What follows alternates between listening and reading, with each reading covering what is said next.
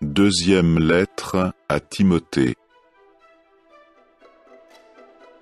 Chapitre 1. Paul, apôtre de Christ Jésus par la volonté de Dieu, selon la promesse de la vie qui est dans l'union avec Christ Jésus, à Timothée, mon enfant bien-aimé, faveur imméritée, miséricorde, paix, de la part de Dieu le Père et de Christ Jésus notre Seigneur. Je suis reconnaissant à Dieu à qui j'offre un service sacré, avec une conscience pure, comme mes ancêtres l'ont fait, de ce que sans cesse je me souviens de toi dans mes supplications nuit et jour, désirant ardemment te voir.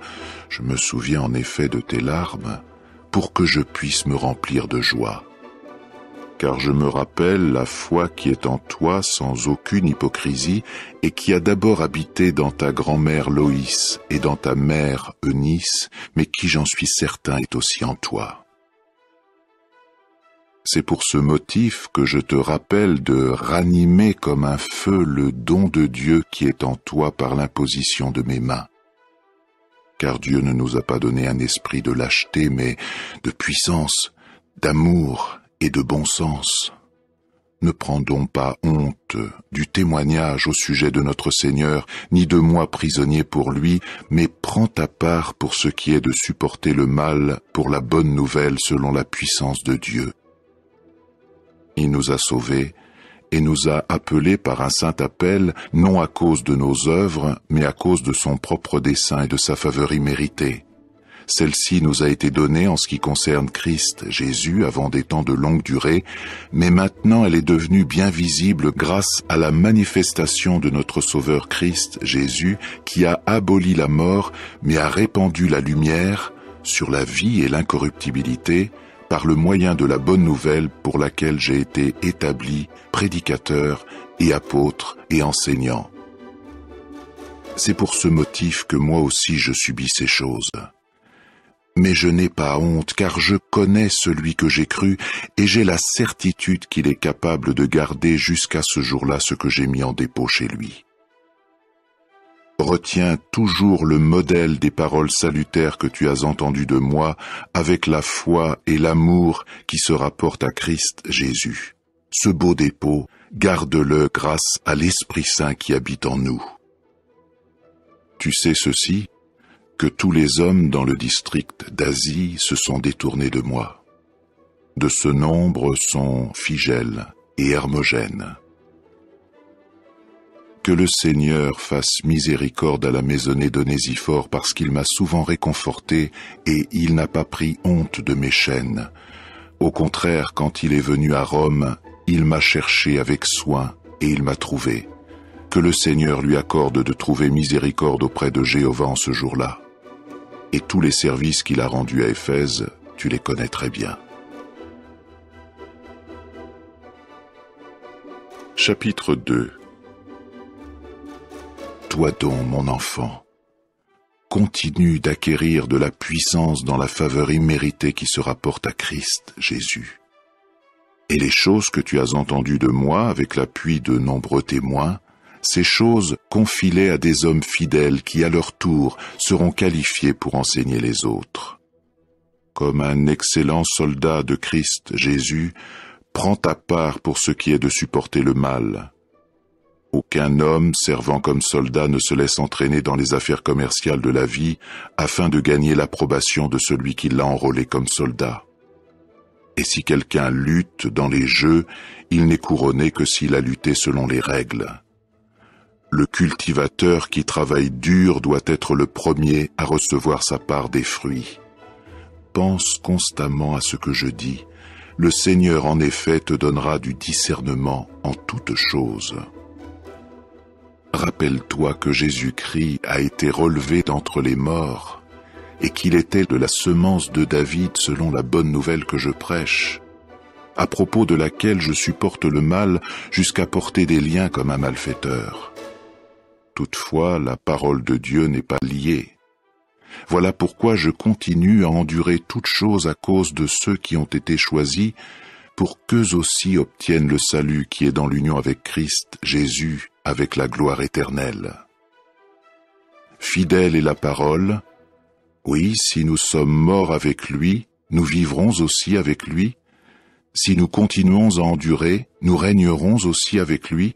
Si nous le renions, lui aussi nous reniera.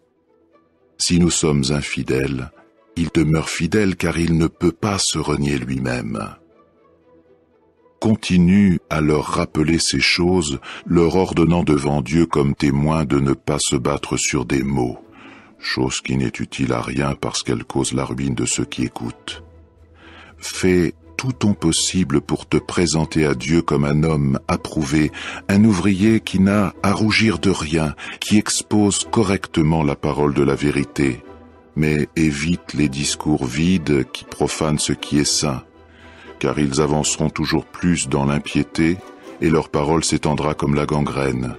De ce nombre sont Hyménée et Philette. Ces hommes-là se sont écartés de la vérité, disant que la résurrection a déjà eu lieu, et ils bouleversent la foi de quelques-uns. Cependant, le solide fondement de Dieu tient debout portant ce sceau: Jéhovah connaît ceux qui lui appartiennent, et que tout homme qui nomme le nom de Jéhovah renonce à l'injustice. Or, dans une grande maison, il n'y a pas seulement des récipients en or et en argent, mais aussi en bois et en terre cuite, les uns pour un usage honorable, mais les autres pour un usage vulgaire. Si donc quelqu'un se tient à distance de ces derniers, il sera un vase pour un usage honorable, sanctifié, utile à son propriétaire, préparé pour toute œuvre bonne. Fuis donc les désirs de la jeunesse, mais poursuis la justice, la foi, l'amour, la paix, avec ceux qui invoquent le Seigneur d'un cœur pur. Refuse en outre les discussions sottes et stupides, sachant qu'elles provoquent des disputes. Mais un esclave du Seigneur n'a pas à se battre. Il faut au contraire qu'il soit doux envers tous, capable d'enseigner, se contenant sous le mal, instruisant avec douceur ceux qui ne sont pas disposés favorablement, car il se peut que Dieu leur donne la repentance qui mène à une connaissance exacte de la vérité, et qu'ils reviennent à la raison, hors du piège du diable, puisqu'ils ont été pris vivants par lui pour la volonté de celui-là. Chapitre 3. Mais sache ceci, que dans les derniers jours des temps critiques, difficiles à supporter seront là, car les hommes seront amis d'eux-mêmes, amis de l'argent, arrogants, orgueilleux, blasphémateurs, désobéissants à l'égard de leurs parents, ingrats, sans fidélité, sans affection naturelle, sans esprit d'entente, calomniateurs, sans maîtrise de soi, cruels, sans amour du bien, traîtres, entêtés, gonflés d'orgueil, amis des plaisirs plutôt qu'amis de Dieu, ayant une forme d'attachement à Dieu mais trahissant sa puissance, et de cela détourne-toi. Car parmi ceux-là, il y a ces hommes qui s'insinuent dans les maisonnées et emmènent captives de faibles femmes, chargées de péchés, conduites par divers désirs, et qui apprennent toujours mais ne sont jamais capables de parvenir à une connaissance exacte de la vérité. Or, de la manière dont Janès et Jambres s'opposèrent à Moïse, de même ceux-là aussi continuent à s'opposer à la vérité, hommes à l'intelligence totalement corrompue, désapprouvés en ce qui concerne la foi. Cependant, ils ne feront pas d'autre progrès, car leur démence sera évidente pour tous, comme l'est devenue celle de ces deux hommes. Mais toi, tu as suivi de près mon enseignement, ma manière de vivre, mon dessein, ma foi, ma patience, mon amour, mon endurance, mes persécutions, mes souffrances, le genre de choses qui me sont arrivées à Antioche, à Iconium, à Lystre, le genre de persécutions que j'ai supportées, et pourtant de toutes le Seigneur m'a délivré. D'ailleurs, tous ceux qui veulent vivre dans l'attachement à Dieu, par leur relation avec Christ Jésus, seront eux aussi persécutés. Mais les hommes méchants et les imposteurs avanceront vers le pire, gens qui égarent et qui s'égarent. Toi, cependant, demeure dans les choses que tu as apprises et qu'on t'a persuadé de croire, sachant de quelle personne tu les as apprises et que depuis ta toute petite enfance tu connais les écrits sacrés qui peuvent te rendre sage pour le salut grâce à la foi concernant Christ Jésus. Toute écriture est inspirée de Dieu et utile pour enseigner, pour reprendre, pour remettre les choses en ordre, pour discipliner dans la justice, pour que l'homme de Dieu soit pleinement qualifié, parfaitement équipé pour toute œuvre bonne. Chapitre 4.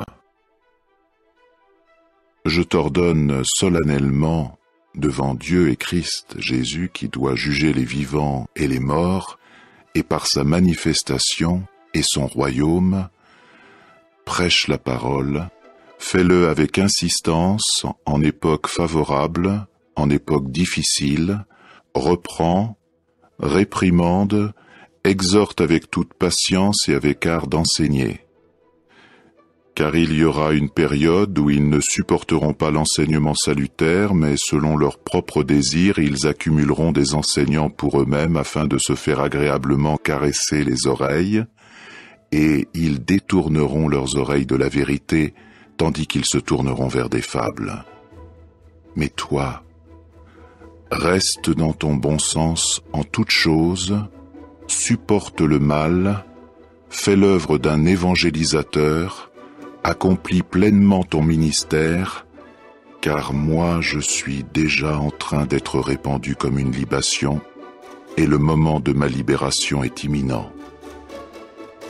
J'ai combattu le beau combat, j'ai achevé la course, j'ai observé la foi.